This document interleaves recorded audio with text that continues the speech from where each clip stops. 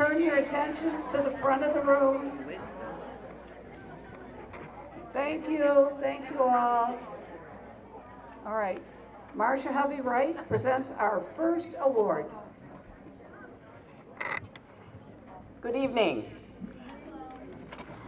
So Terry kind of stole my thunder for a little bit of this, but I got some more information from Rillastine when we had our little talk. So this is the PDWC Pioneer Award. It's the first time it was given. And so pioneer, what does it mean? As a noun, it's a person who originates or helps open up a new line of thought. As a verb, it's to open or prepare for others to follow. Rillastine Wilkins is both the noun and the verb. She grew up in Taft, Oklahoma, and she had various low-paying jobs at $15 a week, not an hour. They were the only jobs that were available to blacks at that time. So she moved to Cleveland to live with relatives at 15 years old. Pretty gutsy. And there she had an aunt and uncle that she lived with. But same old, $15 a week. She couldn't seem to get past that. So she knew she had to go someplace where she could live on what she could earn. So it was necessity that motivated Rillastine to move to Muskegon, where she had an aunt she could stay with temporarily. She went to Muskegon Business College, remember that? Muskegon Community College as well, to improve her skills and employability. It is here that she met and married Peaches Wilkins, the first black realtor and the first black bondsman. Apparently he was also a pioneer. Peaches fathered her two children, Nathan and Clarence. When she first applied to GTE, she said she was married and had a child. They didn't hire her.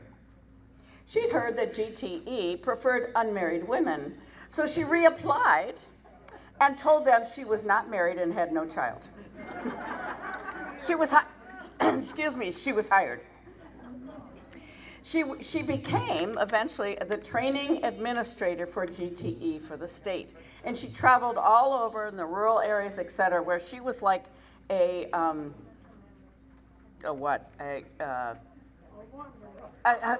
only black woman they'd ever seen.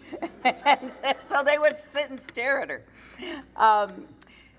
So she was the first black woman that hired by GTE. She paved the way for many to follow. Later, Rillastine was on the Muskegon Heights Council, and that was in 1974.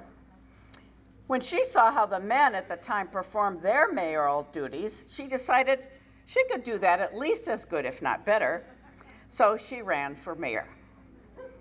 And besides, the mayor got a car. And soon she learned how tough it was to be the first black woman mayor. The men gave her lots of resistance and even refused to authorize that car and other benefits granted to former mayors. But Rillastine was not going to give in or give up. Nevertheless, she persisted. She hung in there for 33 years until Lou McMurray passed away, and then she ran for his seat on the county commission. That was 1999. Rillastine has been a county commissioner in the Heights, representing the Heights since then. So that's 3 years. The last few years have been a challenge that we've both experienced. The mega Republicans have tried to force the sheriff to house ICE, eliminate HAZMAT, the team that handles the chemical spills, and they wanted to send back a protective vehicle used in active shooter situations. Fortunately, none were successful because one of the Republicans voted with the Democrats. That was Bob Skolnick. And fortunately, he's not running against me. When they were willing to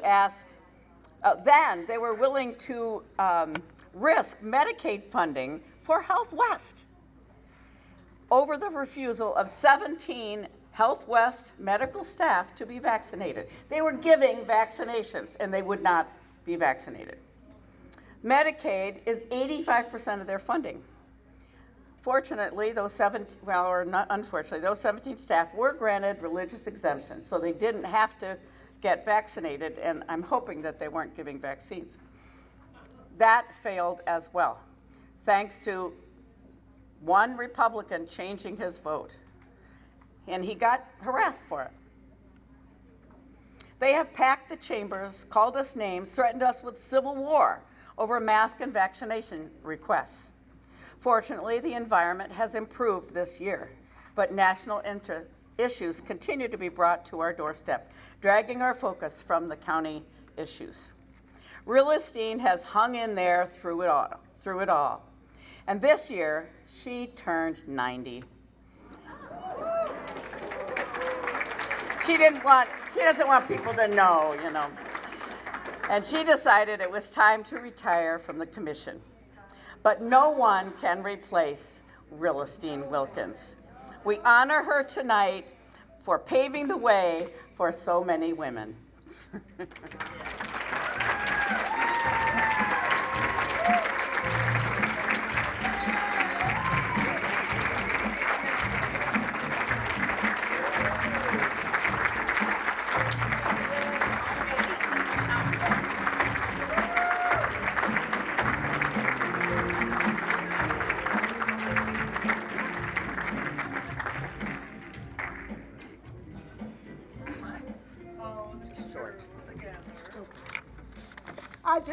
I just want to thank Marcia and the commissioners and everybody for these awards. They mean a lot to you as you get older, because you know, you think about what was, what is, and still there's room for a lot of changes. So I want to thank the county commissioners that we have been able to work together, get a lot of things accomplished that sometimes we didn't even know we were going to get.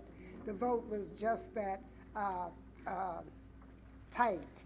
And I have wanted to leave, but they keep telling me, because it's like I'm the swing vote. It's on me now, because if I'm absent, they're in the majority, so that I have to be there and be on time. But I want to thank all of the commissioners. And there's Mr. Nash back there, and he is so helpful. All of them on that commission is great to me. So I just want to let all of you. So yes, right. But I want to thank you. And Marshall is a pro. You know, she knows all the rules that we don't know and all of that. But if we work together, we can accomplish a lot. Thank you.